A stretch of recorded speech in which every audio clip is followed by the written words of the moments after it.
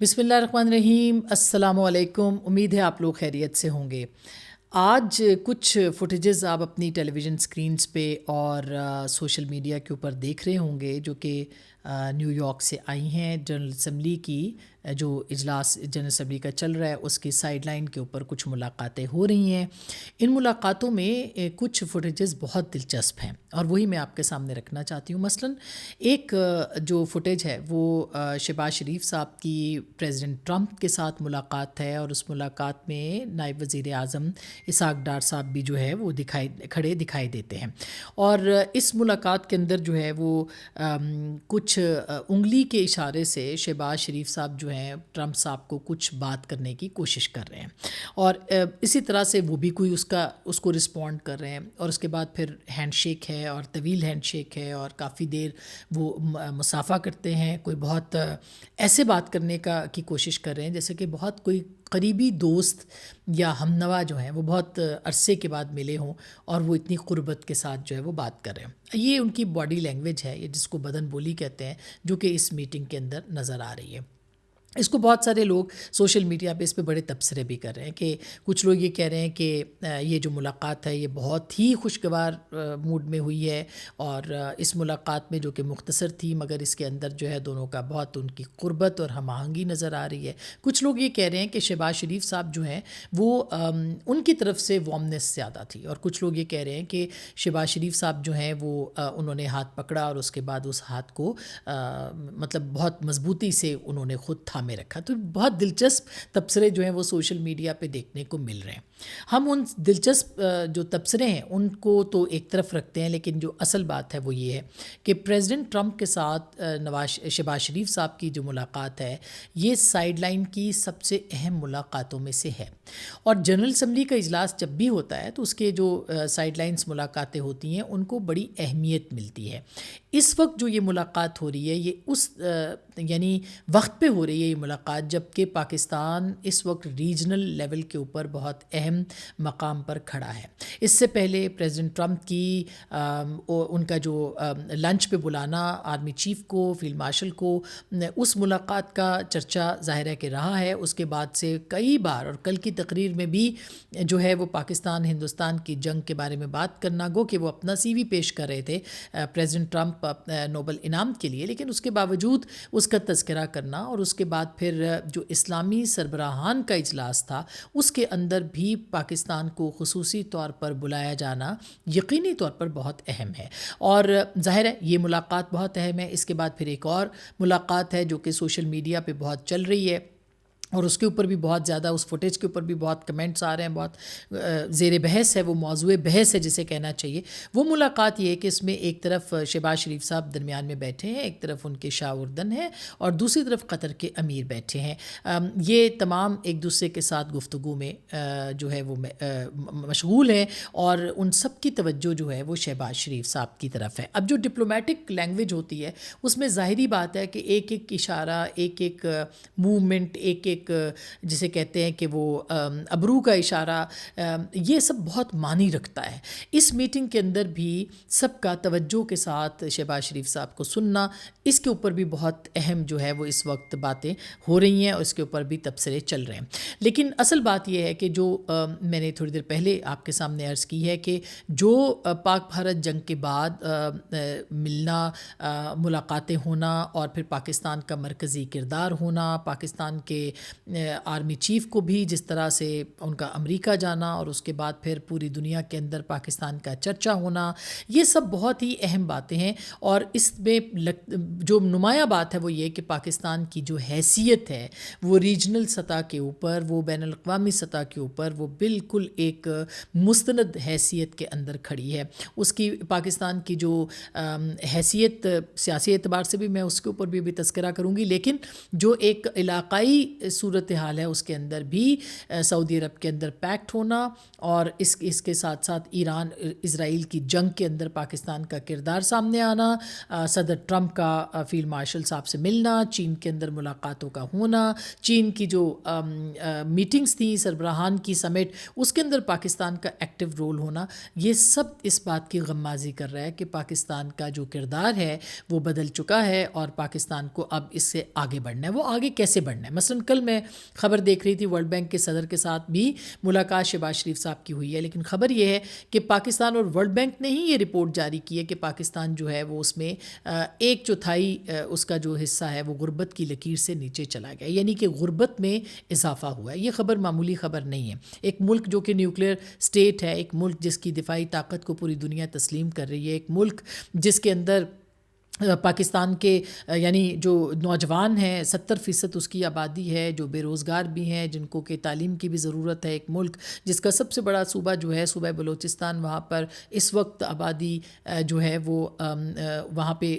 Educational یعنی جو تعلیمی ایمرجنسی ہے وہ نافذ ہے۔ ایک ایسا ملک جس میں کہ سیلاب آ رہے ہیں اور بار بار آ رہے ہیں اور زرعی اعتبار سے پاکستان کو بے تحاشا نقصان ہوا ہے، اس کی ترجیحات ظاہر ہے کہ معاشی اعتبار سے جب تک ٹھیک نہیں ہوں گی اور معیشت جب تک مضبوط نہیں ہوگی تب تک پاکستان جو ہے وہ بے شک دفاعی اعتبار سے بہت بڑا ہو گیا ہے، پاکستان نے بہت گین کیا ہے، بہت حاصل کیا ہے اپنی دفاعی قوت کے ساتھ بھی، اپنی سکسیس کے ساتھ بھی، اپنی کامیابی کے ساتھ بھی، اور اس میں کوئی دو رائے نہیں ہے کہ پاکستان کی افواج نے، پاکستان کی ریاست نے اپنا لوہا منوایا ہے، لیکن جب تک پاکستان کے عوام جو ہے وہ خوشحال نہیں ہوں گے تب تک ظاہر ہے کہ یہ سب باتیں جو ہیں وہ اس کا اثر عوام تک جو ہے وہ نہیں پہنچے گا۔ تو یہ جو ایک ڈسٹرب کرنے والی خبر ہے وہ یہی ہے کہ ورلڈ بینک کی جو رپورٹس ہیں وہ پاکستان کے اندر معیشت کی مضبوطی کے حوالے سے یا پھر جو خط غربت سے نیچے لوگ جا رہے ہیں ان کے حوالے سے کنسرنڈ ہے۔ تو اب ایک تو یہ بہت معاملہ ہے، اسی طرح سے جو بہت زبردست ہم سن رہے ہیں لوگوں کے تبصرے چل رہے تھے، اس میں ایک یہ بھی تھا کہ پاکستان کے جو مفادات ہیں وہ کیا ہونے چاہیے، پاکستان اپنی دفاعی صلاحیت سے کتنا مالی فائدہ اٹھا سکتا ہے، پاکستان جو ہے اس کے قرضے کس طرح سے اتر سکتے ہیں، پاکستان کو کس طرح سے اپنے جو وہ قرضوں کے اندر جکڑا ہوا ہے اس کو IMF سے کیسے نجات دلانی ہے کہ ہماری پالیسیز جو ہیں وہ IMF کے زیر اثر نہ ہوں، کس طرح سے اپنے ملک کی معیشت کو مضبوط کرنا ہے، کس طرح سے اپنے اندرونی قرضوں سے جان چھڑانی ہے، اور کس طرح سے جو ہے وہ جو انرجی کا کرائسس ہے پاکستان کے اندر اس کو کس طرح سے آپ نے دوبارہ سے ٹھیک کرنا ہے۔ اسی طرح سے جو ہم دیکھ رہے تھے پہلے بھی آپ کو بتایا کہ جو پاکستان کا ایئر ڈیفنس ہے اس نے پاکستان کو کما کے دیا ہے، پاکستان کے جو ایکسچیکر ہے، پاکستان کا جو یعنی جو زر مبادلہ ہے اس کے اندر اضافہ کیا ہے، ملینز آف ڈالرز کی جو ایکسپورٹس کی ہیں پاکستان کے ایئر ڈیفنس سسٹم کے ذریعے سے، یا پاکستان کی ایئر فورس نے جتنا کما کے دیا ہے، تو اس کو کس طرح آگے بڑھانا ہے اور دنیا کے ساتھ کس طرح سے اس ڈیل کو لے کے جانا ہے۔ یہ سعودی پاک جو پیکٹ ہوا ہے اس کے بعد یہ معاملہ جو ہے وہ بہت اہم ہوگا۔ اب ہم آتے ہیں کہ کل جو میٹنگ ہوئی ہے سربراہان کی، اور اسی میں اس میں جو دفاعی تجزیہ نگار کہہ رہے ہیں کہ غزہ کے اندر جو صورتحال ہے اس میں کس طرح سے پاکستان کا رول آگے جا کے پرومیننٹ ہو سکتا ہے۔ فی الحال انڈونیشیا اپنی جو فوج ہے اس کو آفر کر رہا ہے کہ وہ اس کے ذریعے سے آپریٹ کر سکتا ہے، یعنی وہاں پہ جو پیس کیپنگ کی، امن لانے کی جو افواج ہیں اس کے اندر وہ اپنا حصہ ڈالنے کو تیار ہے۔ یہ ایک پیش رفت ہم نے کل دیکھی ہے، لیکن کل جو اجلاس ہوا ہے اس کو کہ ٹرمپ نے اور ٹرکش جو پریزیڈنٹ ہے رجب اردوغان صاحب، انہوں نے اس میٹنگ کو چیئر کیا ہے، اور اس میٹنگ کے اندر جو ہے وہ 18 اسلامی ملکوں کے رہنماؤں نے ملاقات بھی کی، اور ملاقات میں جو غزہ اور مشرق وسطیٰ ہے اس کا جائزہ بھی لیا گیا، تفصیلی گفتگو بھی ہوئی، اور ملاقات کے بعد جو گفتگو پریزیڈنٹ ٹرمپ نے کی ہے انہوں نے یہ کہا کہ غزہ پر جو بات چیت ہے وہ بہت اچھی اور کامیاب رہی ہے، اور ملاقات کے موقع پر جو انہوں نے باتیں کی اس میں یہ بھی کہا کہ یہی وہ گروپ ہے جو کہ اسرائیلیوں سے یرغمالی جو ہے وہ واپس لائے گا۔ اب دلچسپ بات یہ کہ وہ یرغمالیوں کی بات تو کر رہے ہیں، مگر اس موقع کے اوپر جو فلسطین میں ظلم و ستم ہو رہا ہے اس کے اوپر انہوں نے کوئی لفظ ادا نہیں کیا ہے۔ اس کے بعد جو ہے وہ امیر قطر جو ہیں انہوں نے بھی اس میٹنگ میں ٹرمپ سے کہا، جو رپورٹ ہوا ہے کہ ہم یہاں جنگ روکنے اور قیدیوں کو واپس لانے کے لیے آئے ہیں۔ ٹرمپ نے اس موقع پر کہا کہ غزہ جنگ ختم کرنا چاہتا ہے اور امید ہے کہ یہ جنگ جلد ختم ہو جائے گی۔ مسلم رہنماؤں سے بہت اچھی ملاقات اور کامیاب ہوئی ہے۔ امیر قطر نے اس معاملے کے اوپر جو ہے وہ عرب رہنماؤں کے ساتھ ایک میٹنگ کی میزبانی کرنے پر انہوں نے شکریہ بھی ادا کیا اور یہ کہا کہ جنگ ختم کرنے کی شدید ضرورت ہے۔ یعنی ضرورتوں کے اوپر زور دیا گیا، وہی گفتن نشستن برخاستن، لیکن جو اصل بات ہے وہ یہ ہے کہ مسلم رہنماؤں کی جو ملاقات تھی اس کے اوپر پریزیڈنٹ اردوان نے بھی یہ کہا کہ یہ بہت ہی مؤثر ملاقات تھی۔ اب اس کا آؤٹ کم کیا نکلے گا، ظاہر ہے کہ بہت جلد اس کا پتہ چل جائے گا۔ اب جو میں بات شروع میں کر رہی تھی کہ اس وقت جو صورتحال ہے اور پاکستان کا ایک مرکزی کردار ہے، اس میں پیس کیپنگ کے حوالے سے ہو یا پھر وہ فورسز کو لانے کے حوالے سے ہو، یا یہ جو ساری فوٹیجز اب آپ کے سامنے آ رہی ہیں، یہ جو ملاقاتیں آ رہی ہیں اور اس کو ایک غیر معمولی پاکستان کے لیے شہباز شریف صاحب کی جو ملاقاتیں ان کو غیر معمولی قرار دیا جا رہا ہے۔ یہ بھی کہا جا رہا ہے کہ وفود کی سطح پر پریزیڈنٹ ٹرمپ سے آنے والے دنوں میں ملاقات بھی متوقع ہے، کیونکہ ایک ہفتے کا وزیر اعظم کا یہ ٹرپ ہے اور اس ملاقات میں بھی فیلڈ مارشل جو ہیں وہ شامل ہوں گے، جو ابھی تک امکانات بتائے جا رہے ہیں۔ تو اب اگر دیکھا جائے پوری طرح اوور آل اس پوری سچویشن کو، تو نظر آئے گا کہ پاکستان کا جو موجودہ سیٹ اپ ہے، جو پاکستان کا جو اس وقت سیاسی نظام ہے، جس کے اوپر بہت سارے سوالات ہیں، اس میں کوئی شک نہیں ہے، مگر وہ نظام جو اپنے مزید مضبوطی جو ہے وہ پکڑ رہا ہے اور اس سیٹ اپ کو پوری دنیا کی طرف سے جو ہے وہ ایکسیپٹ بھی کیا جا رہا ہے، اور اس کی وجہ وہ پرفارمنس ہے جو کہ پاکستان کے یہ جو کمبینیشن ہے جنرل عاصم منیر کا اور جنرل عاصم منیر کے ساتھ شہباز شریف صاحب کا، اس کمبینیشن کو جو ہے وہ سراہا جا رہا ہے، اور اس کی وجہ یہ ہے کہ پاکستان کی کامیابیاں اور خاص کر کے پاک بھارت جنگ میں پاکستان کی جو پرفارمنس تھی اس نے اس کو اور زیادہ مسترد کر دیا۔ پوری دنیا کے اندر اگر آپ دیکھیں تو آپ کو ایک پورا ایک نظر آئے گا نظام جو ایک دوسرے کے ساتھ جڑا ہوا ہے، اور وہ نظام مفادات کا نظام ہے۔ وہ نظام یہ نہیں دیکھتا کہ اسرائیل ہے وہ کتنا ظلم و ستم کر رہا ہے، وہ نظام یہ نہیں دیکھتا کہ کتنی نسل کشی ہوئی ہے، وہ یہ نظام نہیں دیکھتا کہ جو فلسطین کے مسلمانوں پر کیا بیت رہی ہے، وہ نظام یہ نہیں دیکھ رہا کہ کشمیر جو ہے وہ کہاں پہ کھڑا ہے اور اس کے لوگوں کی آواز، اس کے جو عوام ہے ان کی آواز کیا ہے۔ وہ نظام یہ دیکھتا ہے کہ کون کہاں پہ کس کو جو ہے وہ ڈیلیور کر سکتا ہے، کون کس کے جو ہے وہ کام آ سکتا ہے۔ یہ ایک ریالٹی ہے، بٹر ریالٹی ہے، اور اس ریالٹی کو پاکستان کے تناظر میں دیکھا جائے تو میرا خیال ہے کہ ایک ایکسیپٹنس بہت وائڈلی جو ہے وہ سامنے آ چکی ہے۔ اب اس میں عمران خان صاحب جو ہیں وہ ایک طرح سے دیکھا جائے تو اس معاملے کے اوپر ان کی جو اس وقت اہمیت ہے پاکستان میں ہوگی یقینی طور پر سیاسی جماعت کے سربراہ ہیں، لیکن جتنی دیر ان کی یعنی وہ جیل میں ہیں یا جو بھی یہ سیٹ اپ ہے وہ اس سے کوئی زیادہ خوفزدہ دکھائی نہیں دیتا، بلکہ وہ دیکھ رہا ہے کہ وہ آگے کس طرح سے ان کو اپنے لیے راہیں بنانی ہے۔ تو اب یہ وہ موقع ہے جہاں پہ عمران خان صاحب کو سوچنا چاہیے کہ وہ کس طرح سے اپنی پولیٹیکل سپیس بنائیں، وہ اپنی سیاسی جگہ بنائیں۔ اب اس کے لیے ان کے پاس یعنی کل ہی انہوں نے اپنے چیئرمین کے اوپر عدم اعتماد کیا ہے، وہ چاہیں تو یہ اعتماد کسی اور اپنی جماعت کے شخص کو دے سکتے ہیں۔ مثلا شاہ محمود قریشی صاحب کی جو ضمانتیں ہو رہی ہیں، ہو سکتا ہے کہ ان کو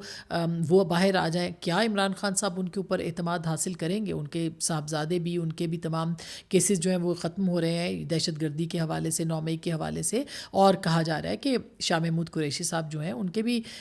جو مقدمات ہیں وہ ختم ہو سکتے ہیں۔ تو کیا عمران خان صاحب جو ہیں وہ ان کو سپیس دیں گے، یا شاہ محمود قریشی صاحب جو ہیں وہ واقعی باہر آ کے عمران خان صاحب کا اعتماد حاصل کرنے میں کامیاب ہو جائیں گے؟ تو یہ وہ ساری چیزیں، اور کیا وہ پولیٹیکل راستہ نکال سکتے ہیں، یا پھر جو موجودہ قیادت ہے اس وقت وہ اپنی کوئی پولیٹیکل جو وے آؤٹ ہے وہ نکالے، وہ اس کے اوپر پڑے۔ یہاں ہمیں نظر آتا ہے کہ توشہ خانہ 2 کی جو کل ہم نے ان کی سماعت دیکھی ہے، یا ان کے جو گواہان جو عمران خان صاحب کے ملٹری سیکٹری ہے جو ان کے ساتھ موجود تھے، ان کے حوصلہ افزا عمران خان صاحب کے لیے بیانات نہیں ہیں، اور یہ جو معاملہ ہے، یہ جو جس کے اوپر جو انویسٹیگیشن بھی ہو رہی ہے اور توشہ خانہ 2 چل بھی رہا ہے، سیٹ کا جو معاملہ ہے بلغاری کے سیٹ کا، یہ آگے جا کے ان کے لیے مشکلات پیدا کر سکتا ہے۔ تو کیا یہ سارے معاملات ہیں، اس میں کوئی پولیٹیکل راہ نکالنے کے لیے عمران خان صاحب سنجیدہ ہیں اور کیا ان کے جو مشیر ہیں وہ ان کو بہتر طریقے سے بتا پا رہے ہیں کہ آپ کس طرح سے آپ نے پولیٹیکل لوگوں کی طرح رستہ نکالنا ہے، محترمہ بے نظیر بھٹو کی طرح یا پھر نواز شریف کی طرح آپ نے کس طرح سے اپنا رستہ بنانا ہے؟ تو میرا خیال ہے یہ ایک بہت ہی، اور جو بتانے کی کوشش کرتے ہیں بائی دا وے علی محمد خان جیسے لوگ اور شیر افضل مروت ہوں یا پھر بیرسٹر گوہر جیسے لوگ ہوں یا پھر ایون کچھ علی امین گنڈاپور صاحب بھی جو ہیں وہ کوئی بہت ان کی غلط پالیسی دیکھا جائے پارٹی کے حوالے سے تو وہ نہیں ہے. تو جو لوگ نکالنے کی کوشش کرتے ہیں ان لوگوں کو متون کیا جاتا ہے، ان کے اوپر الزامات لگائے جاتے ہیں، ان کی کیریکٹر اسیسینیشن کی جاتی ہے. جیسے علی محمد خان صاحب کے خلاف پورے ٹرینڈز چل رہے ہیں، ان کو جس طرح کی گالیوں سے نوازا جا رہا ہے بہت ہی افسوسناک ہے. چلیں جو پی ٹی آئی کے ناقد تھے وہ تو اس کا نشانہ بنتے ہی تھے، لیکن جو پی ٹی آئی کے ساتھ اخلاص کے ساتھ کھڑے ہوئے ہیں، جن لوگوں نے جیلیں بھگتی ہیں، جن لوگوں نے مارے کھائی ہیں، جن لوگوں کے کاروبار تباہ ہوئے ہیں، ان لوگوں کے اوپر بھی تحریک انصاف کے جو باہر کے بیٹھے ہوئے لوگ ہیں وہ اگر اس طرح کی تنقید کر کے ان کو ملائن کر رہے ہیں تو پھر یہ پارٹی آگے کیسے بڑھ سکتی ہے؟ بہرحال یہ کچھ گزارشات تھیں، آپ نے سنی، آپ کا شکریہ پسند کرنے کا بھی اور شیئر کرنے کا بھی، دیکھنے کا بھی. اپنا خیال رکھیے گا. اللہ نے کے بعد.